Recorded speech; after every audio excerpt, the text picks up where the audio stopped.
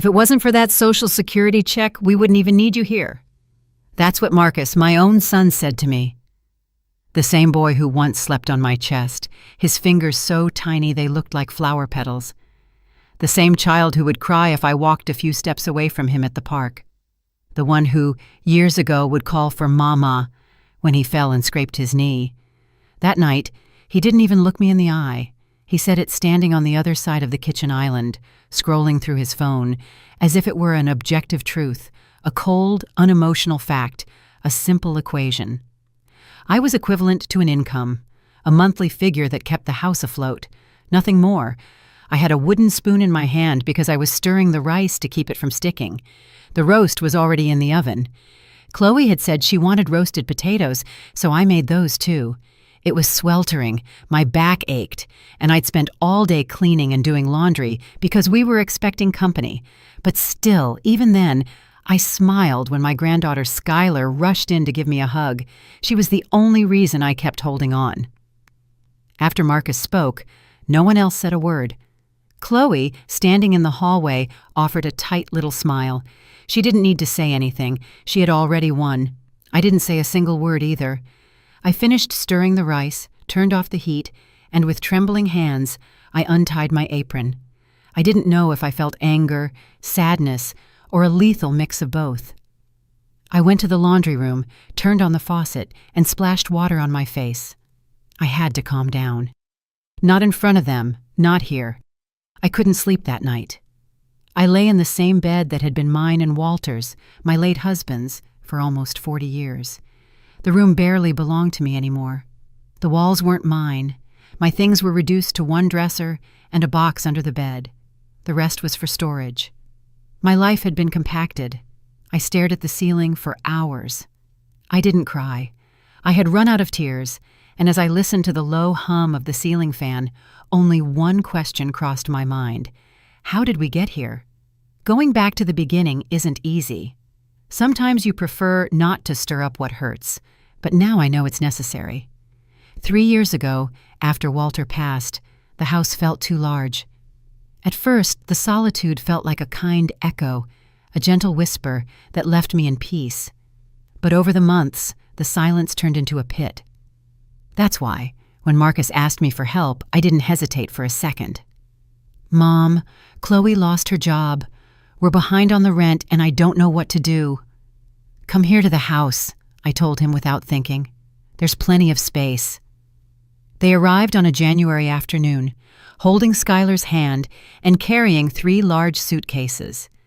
I had prepared the guest room, changed the sheets, and even bought a new lamp. I was happy. I had my family back. Skylar hugged me tight and whispered in my ear, "I missed you so much, Grandma." I thought everything would be fine. Over time, I started noticing small things. Chloe never looked directly at me. She was always busy, always annoyed about something. At first, I blamed it on stress, the pressure of unemployment, the adjustment. But then the comments started. "Your mom doesn't respect our space," she'd tell Marcus when she thought I wasn't listening. "She's always right here, acting like it's just her house." And it was mine, legally, completely documented in my name, but I didn't say it. I didn't want to cause conflict. Little by little, the house changed. I kept cooking, cleaning, and paying the bills. My Social Security check, though modest, covered the electricity, the gas, and part of the groceries. Marcus had found a job, but it wasn't steady. Chloe still wasn't working, even though she wore new clothes every month. And yet, I began to feel like I was in the way, or at least that's how they made me feel. One night, Chloe asked me not to sit down for dinner with them because they needed to have a private discussion. The next day, my chair was gone. They had taken it from the table. I became invisible, but I still made breakfast, ran errands, and took Skylar to school when Chloe had a migraine or was too busy. I became a shadow that maintained everyone's routine without anyone acknowledging it. Until one morning, Marcus asked if he could put the house in his name. He said it would be more practical for everyone, that it would be better in case of an emergency, that things needed to be in order. I looked at him for a long time, and I did it. I went to the attorney's office, signed the papers, handed over the deed, and trusted him. I never thought they would hold it over me. So, a month later, my room was downsized. My private bathroom was now shared. My independence had been erased. I was becoming a background figure. No one asked how I was. No one listened to me, except Skylar. She was still the light. Every night she would climb into my bed, even if Chloe got annoyed. She told me what she learned at school, drew me flowers, and told me she loved me very much. She was the only reason I didn't pack my things and leave. Though I now had nowhere to go, I had given everything away. That night after Marcus's comment, I understood something. It wasn't a mistake. It wasn't a moment of poor judgment. It wasn't a thoughtless phrase. It was what he truly thought, what he felt, what he believed. And then, for the first time in years, I felt something inside me break, but not with pain, with clarity. I went to the kitchen. Everyone was asleep. I sat in front of the cold oven. I looked at the pot of rice, still warm. Then I took my old notebook, the one I used for recipes, and wrote a single sentence: I deserve more than this. The next day, I got up early, made coffee, did my hair, and put on the blue dress that Walter always said made me look like a summer sky. And I left without saying where I was going, without asking permission. I left not with a suitcase, but with purpose. I didn't walk far. I didn't have a clear destination, but my feet knew where to go. Sometimes the body moves ahead of the mind. I crossed 2 streets, past a bakery that still smelled of fresh dough, and stopped in front of a place I hadn't visited in years. It was a modest cafe with hanging plants in the doorway and wrought iron chairs out front. A wooden sign read, "The Gilded Teacup." I hesitated for a second, but I went in. She was sitting behind the counter, flipping through a magazine. Her hair was pulled up in a messy bun, and her glasses were perched on the tip of her nose. She looked up, and for a moment she frowned as if she didn't recognize me. Then her eyes widened. "Ellie!" Vivian exclaimed with a smile that gave me a piece of my youth back. "My goodness, what a surprise!" I didn't know what to say. My hands were shaking. Vivian was my closest friend when we were young. We were inseparable until life took us down different paths. She chose to travel, study abroad, marry a man who she later divorced. I stayed in the neighborhood, married Walter, raised Marcus, and was a homemaker my whole life. She lived 1,000 things. I lived in a circle. Yet in that instant, I felt like time didn't matter. We hugged, as if we had seen each other yesterday. "What are you doing here?" she asked, pouring me a cup of coffee without even offering it, as if she knew I needed it. "I don't know," I answered honestly. "I just needed to get out of the house." "Then you're in the right place," she said, gesturing toward a table by the window. "No one rushes here, no one demands anything, and the coffee is always hot." We sat down, and in fragments, I told her what had happened. Not everything, not yet, but enough for her to understand that something inside me had shattered. Vivian listened without interrupting. Only once did she frown when I mentioned Marcus's phrase. Then she was silent for a few seconds. "You know what?" she finally said. "You were always stronger than you believed." I smiled, disbelieving. "You don't look it because you were taught to be silent, to sacrifice, to ask for nothing. But that's not strength, Ellie, that's submission. And you can get out of there."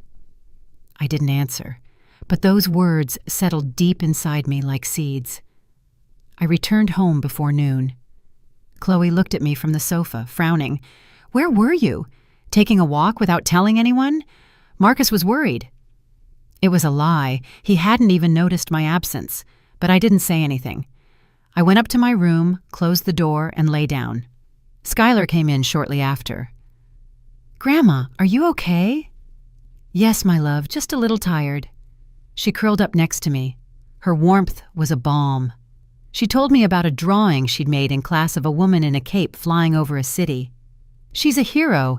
I named her Blue Ellie." "After me? Of course. You are my hero." I didn't cry, but it was hard to swallow.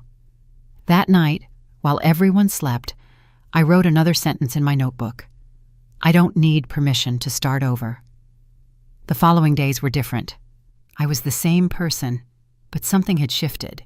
I no longer responded immediately when Chloe demanded something. I no longer rushed to set the table or wash the dishes the second they were finished. It wasn't rebellion. It was dignity, small acts of resistance that no one noticed at first. One Thursday afternoon, I went back to the cafe. Vivian was waiting for me with a tray of fresh muffins and 2 coffees. We sat on the patio.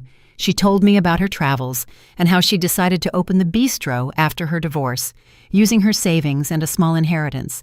She showed me old photos. We laughed a lot. I felt alive. "Why don't you come more often?" she asked. "You could even help me with some of the baking. I know you're a fantastic cook." "Working here. I don't see it as work. I see it as regaining control." I returned home with a mix of excitement and fear. That night, while we ate dinner, I mentioned casually, "I was at a friend's cafe today. She offered for me to help her with the baking." Marcus didn't look up. Chloe did. "Working at your age? Why?" "Why not?" "Because you don't need to. You already have a check coming in. Besides, who will watch Skylar when we're not around?" "Skylar is 12 years old. She can get to school herself, and I need something for me." Silence took over the table. No one supported me, but they didn't forbid it either, so I went back to the cafe. The first few days I felt clumsy, slow, out of place, but Vivian encouraged me. She taught me to use the register, how to operate the espresso machine, and how to organize the display case. She even let me decorate a corner with antique items I had stored at home: an old pendulum clock, a set of teacups inherited from my mother, a vase with dried daisies. Customers started coming in, curious about that nostalgic corner. I waited on them with a smile. I felt useful, visible, valuable. One day I met Omar. He walked in slowly, a cane in hand, and offered a polite smile. He ordered a tea with honey and sat down to read the newspaper. He returned every Thursday. Sometimes we talked about books, other times about politics. He told me he was a retired lawyer, intelligent, kind, always well-dressed. He liked listening more than talking. He made me feel respected. One afternoon, as we were closing up, Vivian gave me a mischievous look. "I think Omar likes you." I laughed nervously. "Don't be ridiculous." "Why? You are a beautiful woman, Eleanor. You've lived, you've loved. Why couldn't you do it again?" I didn't know how to answer. I wasn't ready to think about that, but it was nice to hear. One Friday when I got home, I found my things piled up in the living room. Clothes, books, a box of photographs, my sewing kit. Everything was out of my room. "What is this?" Chloe, with her arms crossed, answered without flinching. "We need space. We're going to remodel and turn that room into an office. We've set up a corner for you in the laundry room. There's a cot." I gasped. Not because of the humiliation, but because of the sheer coldness of it. "And Marcus agreed? He signed the papers, remember? The house isn't yours anymore." I didn't answer. I walked over, picked up one of my photos, me with Walter and a tiny Marcus, and hugged it to my chest. Then I went upstairs. I slept in the laundry room, but that night I wrote one last sentence in my notebook. "The day they stop underestimating me is coming." I barely slept that night. My body was exhausted, but my mind wouldn't stop racing. The laundry room smelled of damp concrete and old detergent. Every noise in the house was amplified between the cement walls. But more than that, what kept me awake was the memory, not of what had happened that night, but of everything I had allowed before. I thought about the years I cooked every dinner with care, the times I took care of Skylar when she was sick, the nights I got up quietly so as not to bother anyone. Every time I accepted a harsh word without speaking up. When exactly did I become an invisible presence in my own family? The next morning, I showered early and dressed as usual, in my favorite blouse and an embroidered scarf my mother had given me years ago. Chloe didn't even look at me when I left the house. Marcus shut himself in his study, claiming an urgent video call. I didn't eat breakfast. I wasn't hungry. I walked to the cafe feeling a weight on my chest that I couldn't shake off. But as soon as I opened the door of the gilded teacup and heard the little bell ring, something inside me settled. Vivian immediately noticed my expression. What happened now? They threw me out of my room. I'm sleeping in the laundry room. She stopped cleaning the coffee maker and stared at me as if to make sure she'd heard correctly. What do you mean they threw you out? They said they need the space. They're going to turn my room into an office. Vivian ripped off her apron with a sharp movement and walked closer. You can't keep allowing this, Eleanor. This isn't normal or fair or human. It's their house. Legally, maybe I have no rights anymore. Perhaps, but morally, they have no right to treat you like this. We were silent for a few seconds, then she took my hand. There are ways to defend yourself. I know someone who could help you. He's an attorney. Very good. His name is Omar. Omar, the customer? Yes. Sometimes he takes consultation cases, even though he's retired. He doesn't charge. He does it because he believes in justice. I don't know, Vivian. I don't want to take this to that level. And what level do you think this is? Sleeping among rags and buckets, seeing your things piled up as if you were trash? I was speechless. She was right. Every day that passed, I convinced myself that I deserved the minimum, that I should be grateful for a roof and a meal, even if everything came laced with contempt. But that wasn't the life I wanted. Omar stopped by that afternoon. Vivian had told him everything, and he, with that unshakable serenity, sat with me, notebook in hand. The first thing you should know, he told me, is that even though you deeded the house, if we can prove you did so under duress or without fully understanding the consequences, we could file for rescission based on undue influence. Furthermore, there is case law that recognizes the rights of elderly adults in contexts of family vulnerability. What does that mean in plain English?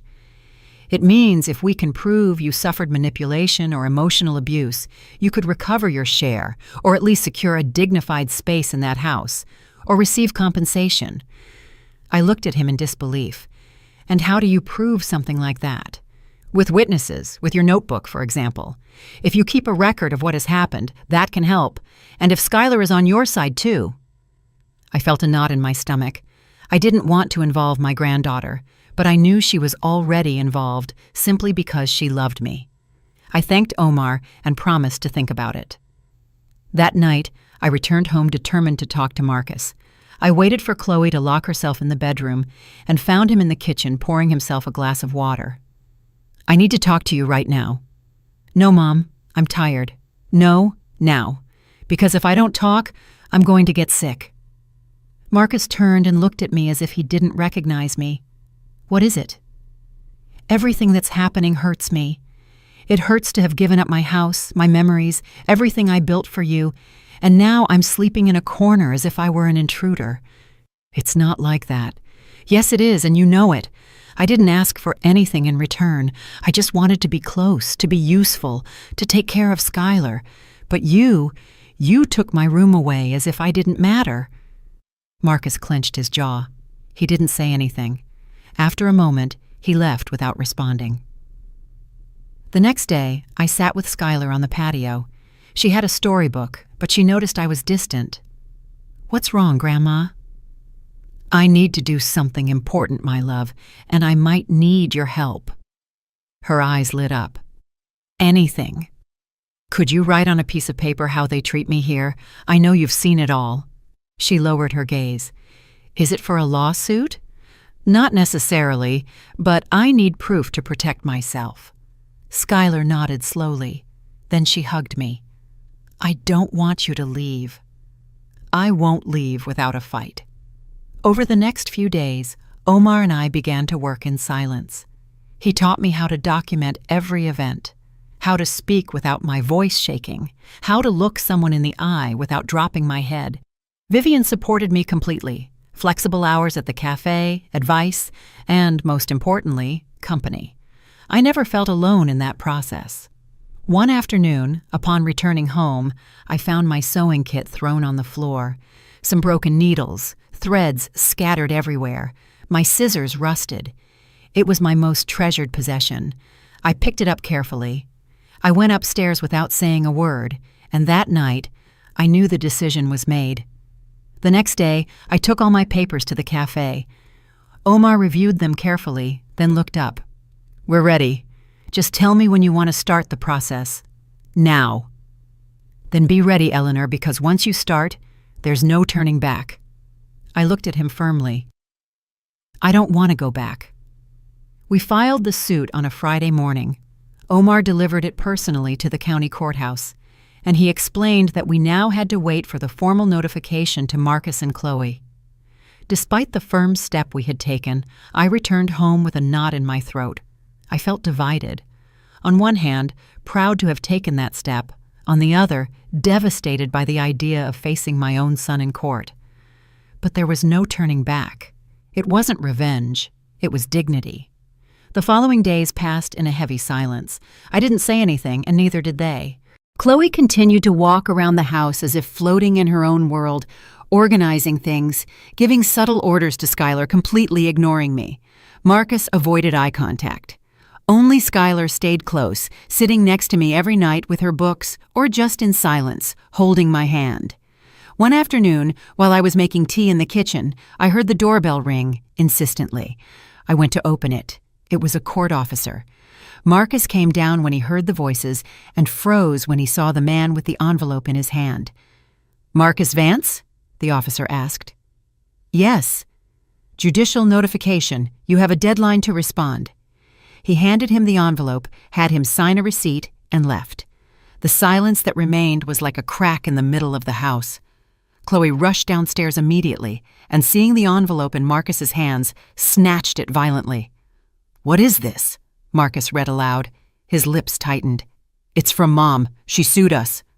Chloe looked at me as if I had just spat in her face. "What kind of low-down thing is this?" "A defense. I won't stay quiet anymore." She laughed contemptuously. "And what do you think you'll achieve? Taking the house from us?" "No. Just getting back my right to live with dignity, to not be invisible, to not be treated like old furniture."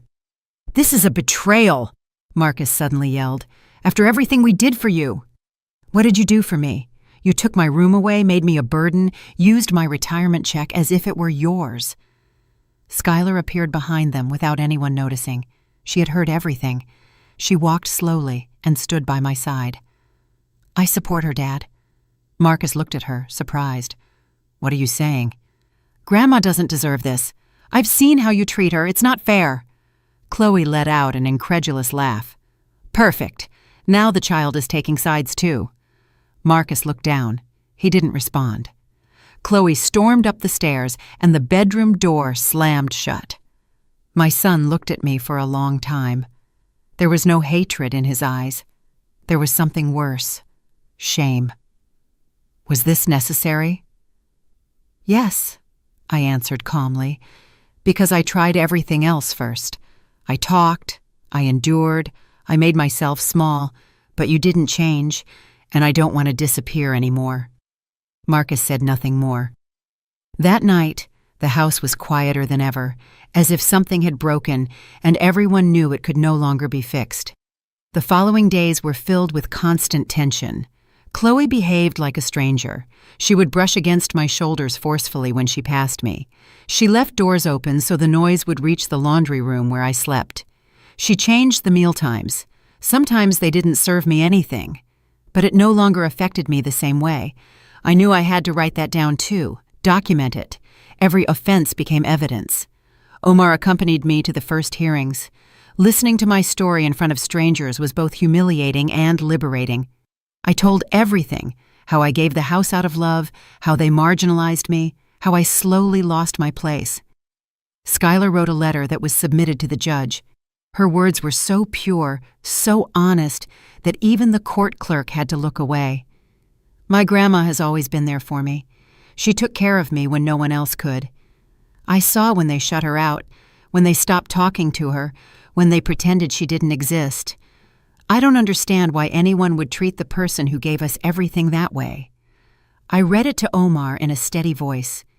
It was then I understood that my granddaughter had more courage than many adults. I smiled at her from the stand. She, sitting in the back row, returned my gaze with shining eyes. In parallel, Vivian became my rock. She gave me strength when I wanted to falter. She reminded me of who I was before all this. One day, she took me for a walk in a nearby park. She talked about her life, how she traveled alone in her 50s, the decisions that took her away from her family, the wounds and scars that took a toll to heal. Freedom doesn't arrive all at once, Eleanor. It's built, and it hurts. But once you achieve it, there's no turning back. That phrase echoed in my head. One morning, we received notification that a mediation hearing would be held. It was the last chance to reach an agreement without a judge's sentence. I went with a heavy heart. Omar explained that if Marcus agreed, we could set a written agreement. A private room, free access to the common areas of the house, respect, and a proportional part of the Social Security check for me. We waited in the small room. They arrived late. Chloe walked in as if she had come from a party. Marcus, on the other hand, had sunken eyes. When the mediator explained the conditions, Chloe stood up, indignant. "This is blackmail!" "It's an agreement," Omar said, "and it's voluntary. No one is forcing you. But if you don't sign it, we go to sentencing, and the judge will decide." Marcus swallowed. He looked at me. For a moment, I thought he would accept, but Chloe touched his arm, whispered something to him, and he lowered his gaze. "We don't accept." The mediator nodded. "Then the trial continues." We left in silence. That night, without saying a word, I prepared a small box with some important items: photographs, old letters, a scarf my mother embroidered for me, and Skylar's letter. I hid it in a corner of the laundry room, wrapped in a plastic bag, as if it were a treasure, because it was. Not for its material value, but because it represented what they could never take from me: my memory, my truth, my story, and now also my decision to never be silent again. The following weeks grew colder, denser, not due to the weather, but because of the atmosphere inside the house. Everything became quiet, like a forced calm before an inevitable storm. I moved cautiously, as if every step could provoke a new explosion of shouts or harsh glances. Chloe seemed determined to prove that I had no power over anything, and every day she found new ways to do it. She changed the lock on the hallway bathroom so I could only use the one in the laundry room, which didn't even have hot water. She put latches on the pantry where they kept basic foods. She left me old bread, unsalted rice, and watered-down coffee. I didn't complain. I just wrote everything down. Omar had asked me to document every hostile act. I kept a notebook hidden among my books where I recorded dates, words, actions. I was no longer a resigned victim. I was a quiet observer, patiently collecting evidence. Skylar, for her part, was becoming increasingly rebellious. She started staying at her friend Brianna's house to avoid arguments. She asked her father to let her sleep at Vivian's house some nights. And although Marcus initially allowed it, Chloe quickly put a stop to it. She said Vivian was filling my head with nonsense and that she didn't want her daughter to be influenced by some crazy old woman. Skylar confronted her. I had never seen her yell like that. Chloe slapped her.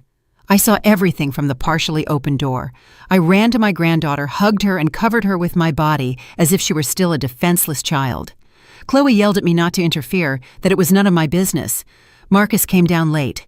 When he arrived, Skylar had already locked herself in her room, and my hand was trembling on my chest. He didn't say anything.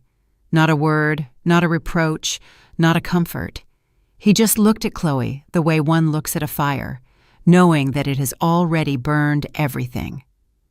The next day, Skylar didn't go to school. She stayed with me all day, sitting in the shade of the patio, not saying much. I made her hot cocoa, the same way I made it when she was little. She asked me if I was ever happy. I told her yes, many times, although it had been a long time since I remembered it.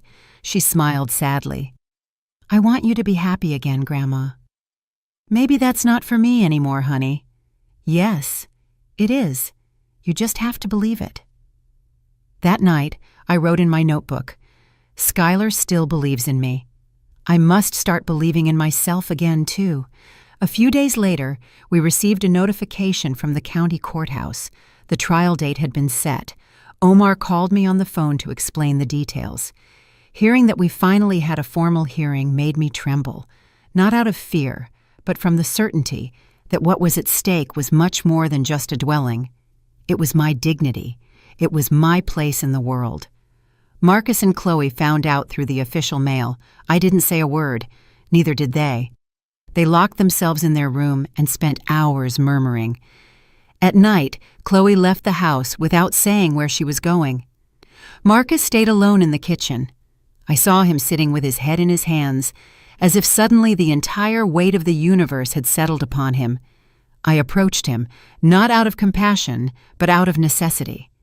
"Are you okay?" I asked. He looked up. His eyes were red, as if he had been crying or hadn't slept in days. "I don't know how we got to this, Mom." "Yes, you do, but you don't want to accept it. She told me that you wanted to take the house from us, that you were going to leave us on the street." "And you believed her?" "I don't know." I sat across from him. The silence between us weighed more than any words. "Marcus, I don't want revenge. I don't want to ruin your life or Skylar's. I just want respect, peace, a space of my own, a dignified old age without fear." "But you were fine before, weren't you?" "I was silent before. There's a difference." He said nothing else, just nodded as if he finally understood something. Not everything, but something. He went to sleep without looking at me again. The trial was approaching. Vivian took me shopping for clothes.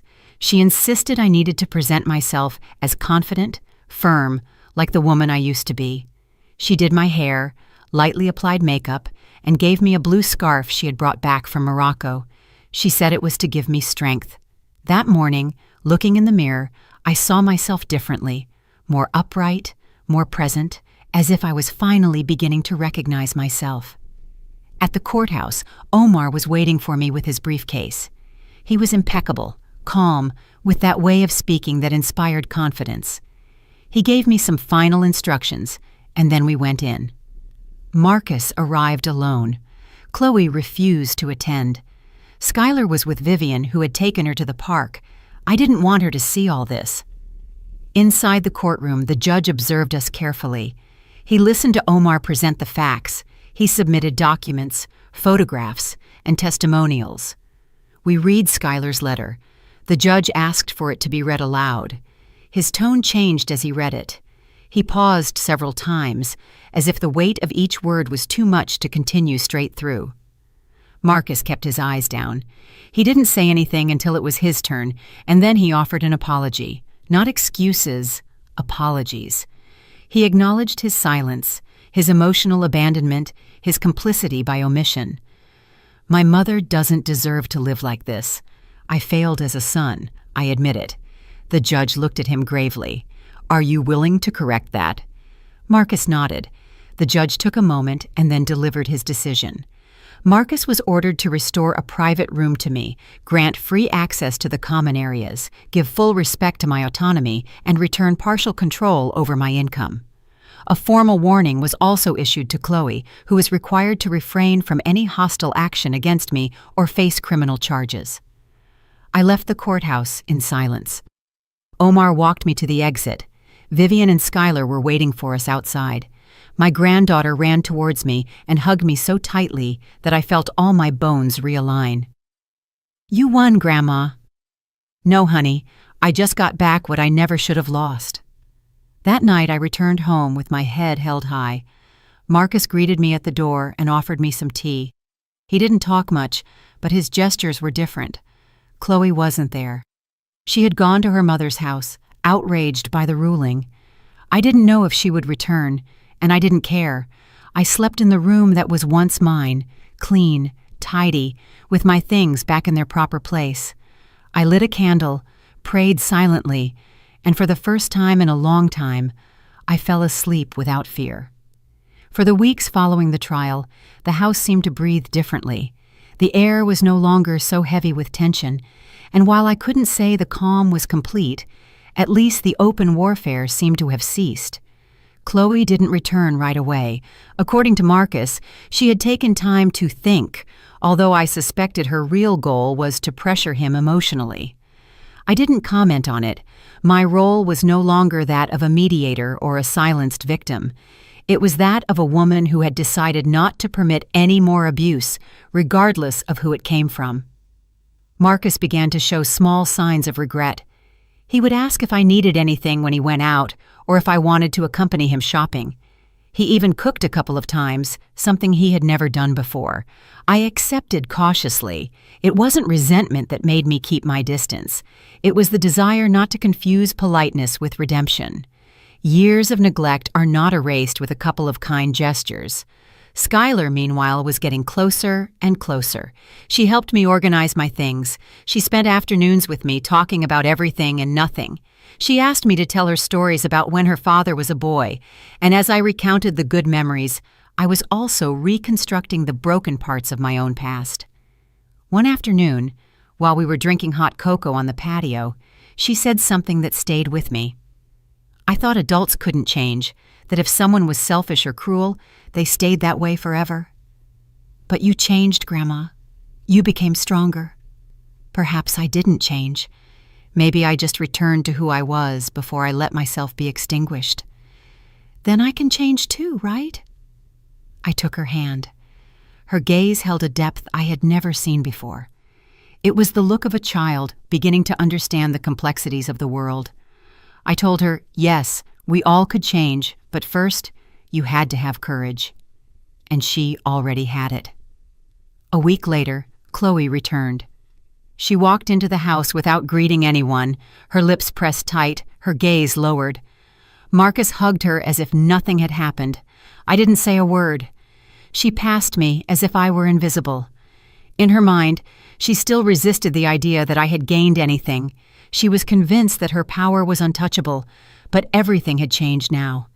Every time she tried to impose something, Marcus stopped her, not with force, but with a firmness he hadn't possessed before.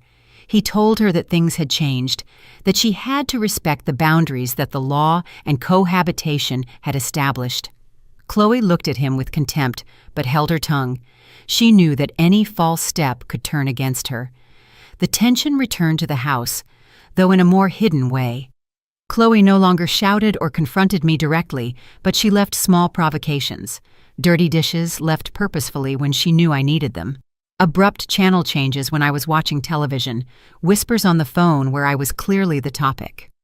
I wrote everything down as Omar had taught me, but not for the purpose of reporting it, but as an exercise in clarity. Having a record helped me not to fall into doubt, into that emotional trap that had ensnared me so many times in the past. One night, I heard a loud argument between them. Chloe was yelling at Marcus that he wasn't the same, that he was letting a bitter old woman manipulate his life. He answered with a phrase I never thought I'd hear him say. "She's not manipulating me. She's reminding me who I am." After that, there was a long silence, then firm footsteps, and a door slammed shut. The next day, Chloe had left again. I watched everything without intervening. It was as if the conflict no longer belonged to me. It was between them. I was on the margin, and that margin was freedom. Omar called to check in. I told him the situation at home was tense but bearable. He asked if I had considered moving out. I told him yes many times, but I hadn't yet found the right place. He offered to help me look. He said he knew a few independent living residences for seniors that weren't nursing homes, but active communities with workshops, activities, and most importantly, independence. The mere idea scared me at first, but then I started thinking that perhaps I deserved to have a space where I didn't have to measure every word, every step. That night, Skylar overheard me talking on the phone and asked, "Are you going to leave?" "I don't know yet. What do you think?" "I think you should do what makes you happy. But if you go, I want to visit you every weekend." I hugged her. I was moved by her maturity, her loyalty.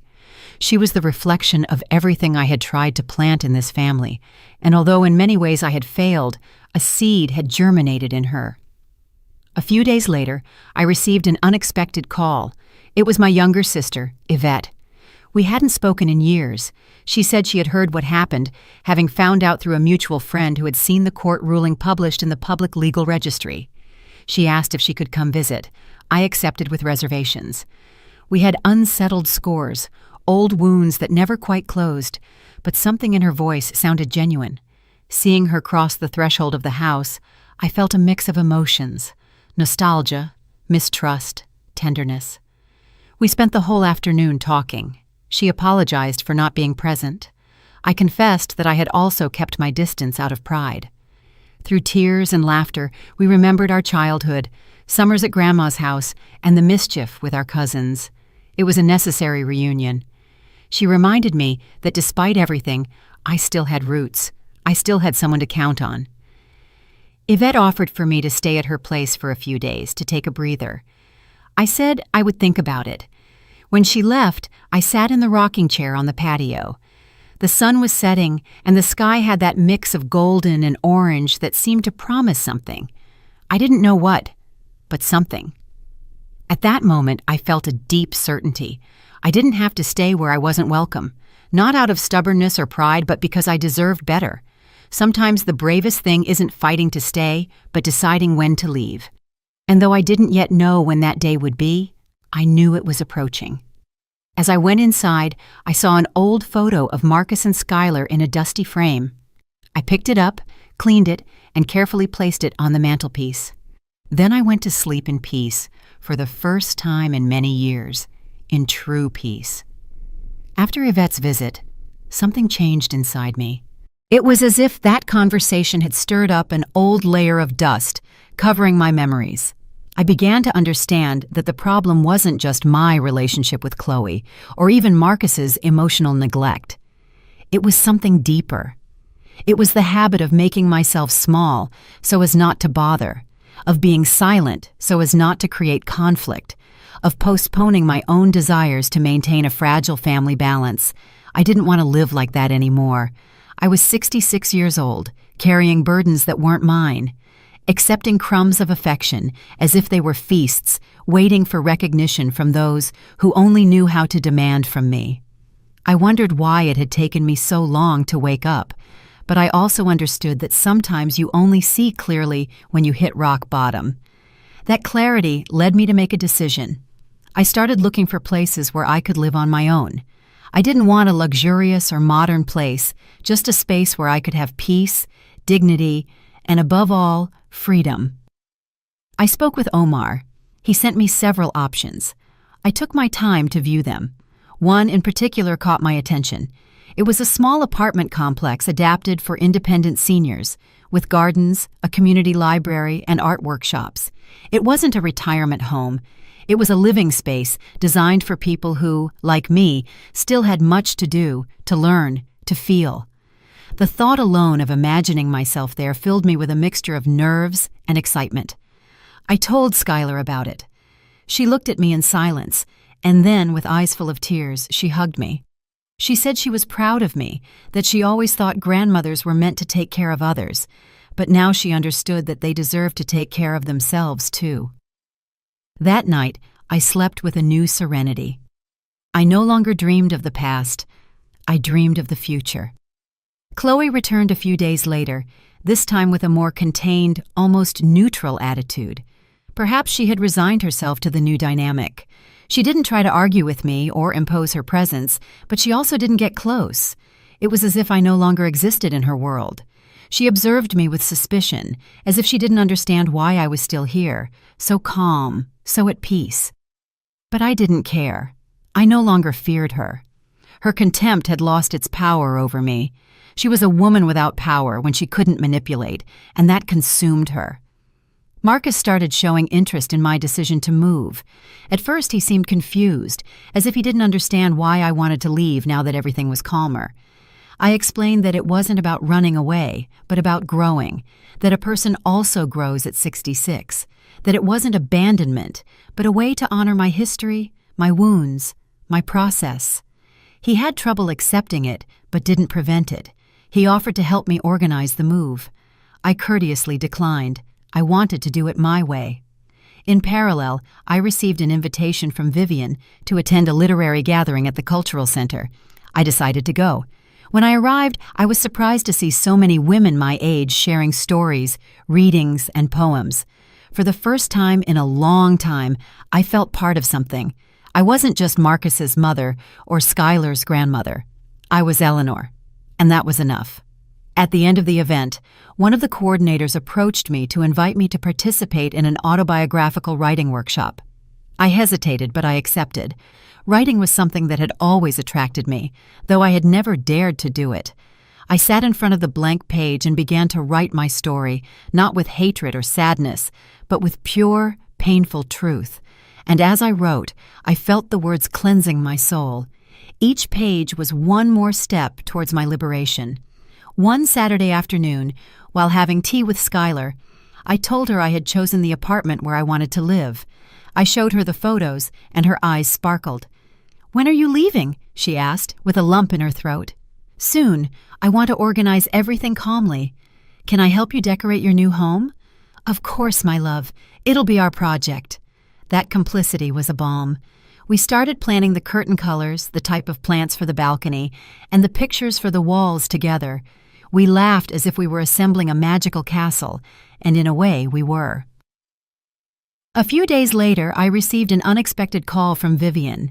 She was in the city for a medical appointment and wanted to see me. We met at a cafe. Seeing her, I was moved. It was like reuniting with a part of myself that had been suspended in time. She listened intently as I told her everything I had lived through. She congratulated me for winning the lawsuit, for the decision to move, for the courage to break the cycle.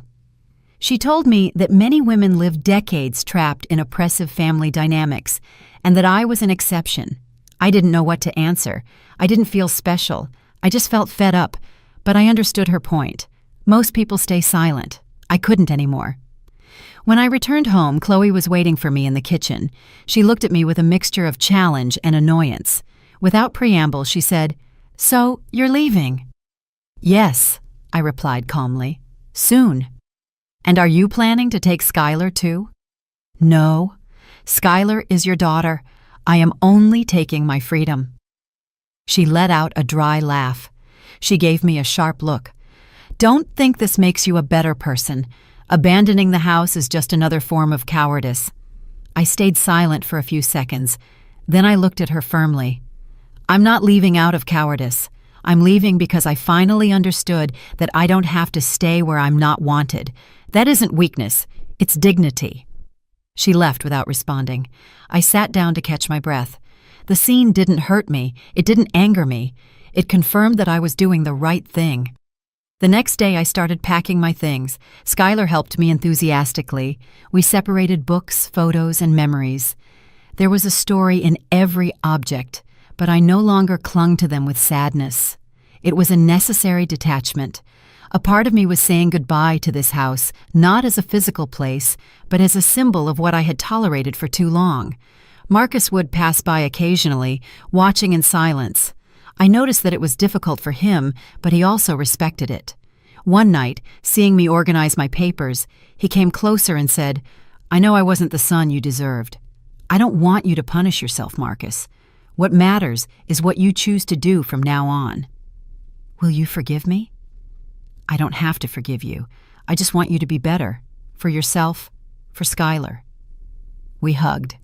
It was a short, clumsy, but genuine gesture. Everything was ready. All that was left was to set the date. I sat down to write a list in my notebook of things I wanted to do in my new life. Learn ballroom dancing, take painting classes, visit small towns, read all the books I had put off, dream at my age as if I were 20, because the soul doesn't age when you nourish it. And then I understood that the end of one stage wasn't a tragedy. It was an open door, a new story to write. And this time, I would be the protagonist from the very first line. The morning I moved dawned gray, but not rainy. It was as if the sky respected my moment, accompanying me in silence. I woke up early. I hadn't slept much, not out of anxiety, but from contained excitement. I dressed calmly, made coffee, and walked through every corner of that house for the last time. a house that had been foreign to me for years, despite living inside it. Each wall seemed to whisper episodes that now dissolved like smoke. I didn't feel sadness. I felt closure, as if I were leaving a stage after playing a role for too long. Marcus appeared in the dining room doorway with puffy eyes. He didn't say anything. He hugged me. I caressed the back of his neck, as I did when he was a boy. We didn't need words. Skylar arrived shortly after, with a bright smile. She carried a plant in her arms that we had chosen together for my new balcony. It was a robust ficus, green, intense, and strong, just how I wanted to feel. She carried it proudly as we got into the car that would take us to the new beginning. Chloe didn't say goodbye. I didn't see her that morning. I didn't hear footsteps or doors, as if silence were her last word, and I didn't need it. Her absence no longer hurt. It was part of the relief. The drive was brief. Skylar talked nonstop, making plans for the next weekend. She wanted to sleep over, meet my new neighbors, and decorate my reading nook. I listened to her with a full heart. That girl had been my anchor in the midst of the storm. Thanks to her, I remembered who I was. We arrived at the complex mid-morning. The building had a modest entrance flanked by flowering bougainvillea. The doorman greeted us kindly and handed me the keys. Crossing the threshold of my new home, I breathed deeply. Everything smelled of fresh paint and possibilities. Light streamed in through a large window, illuminating the space with a cozy warmth. Skylar ran to open the curtains and exclaimed that the balcony was perfect for our reading afternoons. We got to work, hanging the curtains, making the bed, and putting the books on a shelf. It was minimal, but sufficient. At lunchtime, we sat on the floor on a makeshift blanket and toasted with lemonade. She looked at me and said, "Grandma, this feels like a happy house." I replied that was because, finally, I was happy too. The following days were a dance of discoveries. I met Clara, my next-door neighbor, a 72-year-old woman who taught watercolor at the Cultural Center. She invited me to her workshop. I attended. My first brushstrokes were clumsy, but they made me laugh. I hadn't laughed like that in years. I signed up for a course on art history, another on meditation, and one on advanced writing. My hours filled with activities that nourished me. I wasn't rushed. I wasn't afraid. I felt like I was expanding. Every time Skylar visited, we shared our stories like two friends catching up on life. She told me about her school, her doubts, her dreams, and I listened with full attention.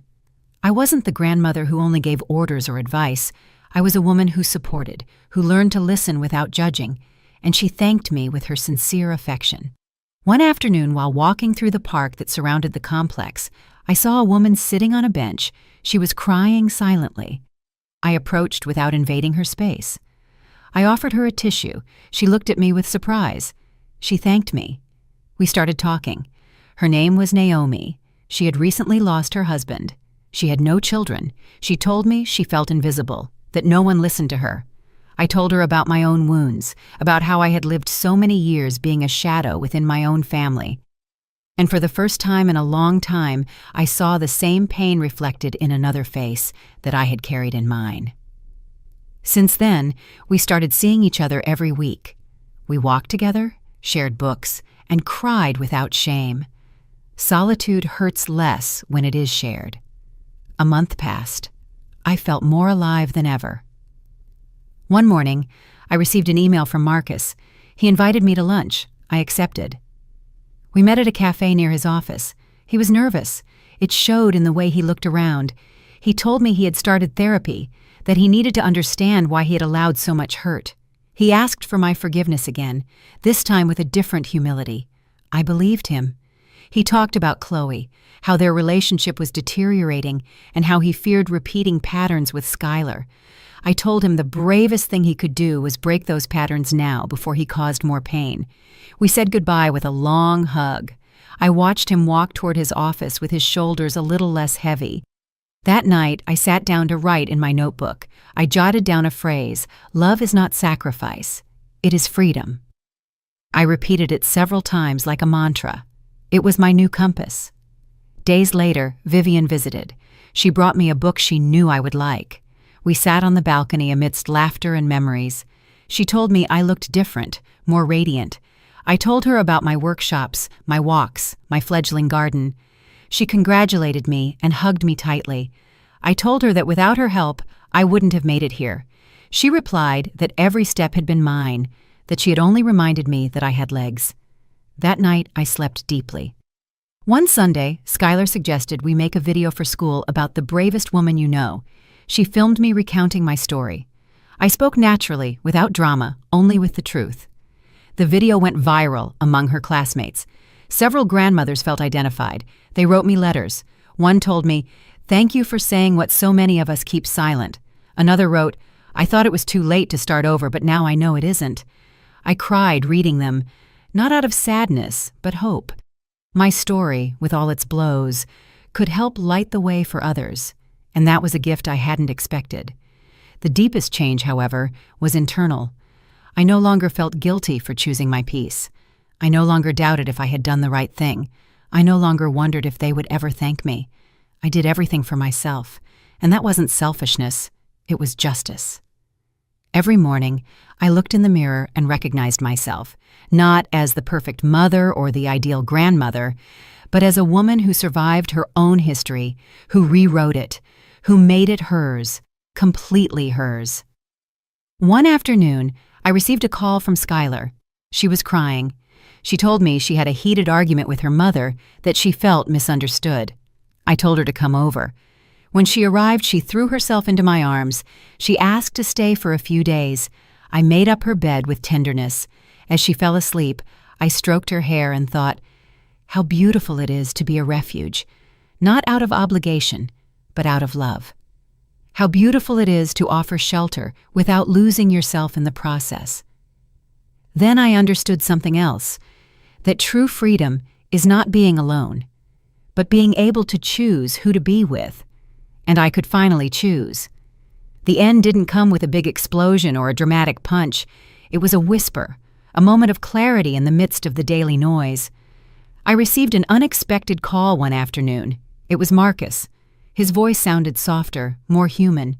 He said he wanted to see me, that he needed to talk to me sincerely, without masks or reproaches. I felt my heart quicken, not out of fear, but because of the opportunity that was opening up. When he arrived, I received him with a mixture of nostalgia and hope. We talked for hours.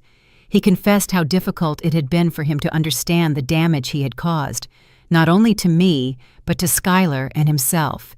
He admitted that Chloe had been a toxic influence in his life, but he also took responsibility for his own actions. It wasn't an empty apology, but a commitment to change, to be a better father and a better son. I felt something in our relationship rekindle, something I thought was lost forever. That meeting didn't erase the past, but it opened a path toward forgiveness and reconciliation. It wasn't easy or quick. There were moments of doubt, of pain, but also of growth. Skylar learned to trust her father again, and I found the strength within myself to release resentment and build a new story with them, though without forgetting the wounds. Because healing is not forgetting, but learning to live with the scars that make us who we are. Vivian continued to be my greatest support. Her friendship was a firm anchor in uncertain days and a celebration in moments of triumph. With her, I rediscovered the joy of sharing, of laughing without fear, and of dreaming without limits. Together, we planned a trip, a small escape we had always put off. It was an adventure that restored my confidence in the world and in myself. We walked through streets I never imagined seeing. We breathed new air and immersed ourselves in cultures that taught me that life always has more to offer, regardless of age. Chloe disappeared from the horizon, at least from my present. I didn't need confrontations or revenge. Her silent departure was enough. In its place, a peace I didn't expect to find emerged. That peace is born when you decide to leave behind what hurts you and make space for what nourishes you. I felt free from others' expectations, free from imposed guilt, free to simply be myself. The garden I planted on my balcony grew vigorously. Every green leaf was a promise, every flower a celebration. I cared for it with dedication, and sometimes Skylar and I would sit there to read, to dream, to plan futures that once seemed impossible. That connection with the earth taught me that life is a constant cycle of sowing, waiting, and flourishing, that one can be reborn as many times as necessary. My Social Security check, which was once a source of contempt, became a symbol of independence. With it, I learned to manage my finances, plan my expenses, and administer my life with autonomy. I didn't depend on anyone else to survive, to decide, to live. That gave me a dignity that no insult or contempt could snatch away. The day Skylar came home with a medal from an art competition, her eyes shone brighter than ever. She told me that everything she had learned from me had inspired her to be brave, to follow her passions without fear of making mistakes. That declaration was the greatest prize I could receive. My legacy was not material possessions or invisible sacrifices, but sincere love and the teaching that you can always start anew. Finally, I understood that the greatest gift I gave myself was allowing myself to be happy without conditions, without excuses, to be happy in my own way, on my own schedule, with my own decisions.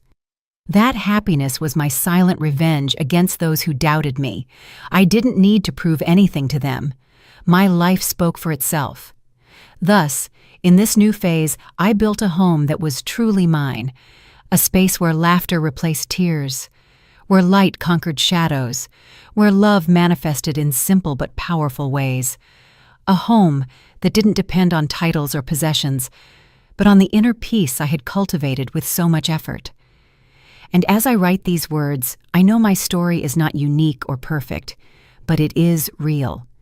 It is the story of a woman who found her voice when many thought it was too late, who decided she deserved respect, affection, and dignity, who learned to love herself unconditionally and to let go of what didn't make her grow. Because in the end, it's not the check, the house, or the years that define a person. It is the capacity to reinvent oneself, to rise again and again, to move forward with an open heart, ready to receive the best life has to offer, that no one can ever take from me. Eleanor Vance. Did you like my story, and which city are you listening from? Let's meet in the comments. If you like the story, you can support me by sending a super thanks so I can keep bringing more stories like this. Thank you so much for your sweet support. I'm looking forward to your comments on the story. On the screen, you can see 2 new life stories that I highly recommend. There's so much more on my channel. Don't forget to subscribe. See you in the next life story with love and respect. And